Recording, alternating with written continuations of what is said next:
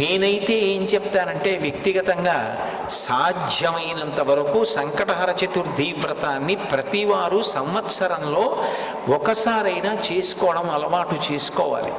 నేను ఎందుకు ఈ మాట అంటున్నానంటే, వేదవ్యాసుడు దేవీ భాగవతం చేస్తూ ఒక మాట అంటాడు, కాలో హి బలవాన్ కర్త సతతం సుఖదుఃఖయో నరాణం పరతంత్రాణం పుణ్య పాపానుయోగత.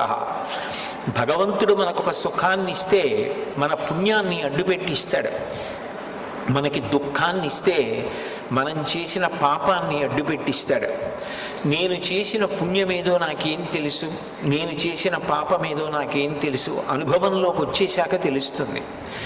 అది అనుభవంలోకి వచ్చేసి సంకటం ఏర్పడిపోయిన తరువాత పరుగులు తీసే కన్నా అటువంటి సంకట స్థితి రాకుండా ముందే సంకటహర చతుర్థి వ్రతాన్ని చేసుకున్నారనుకోండి,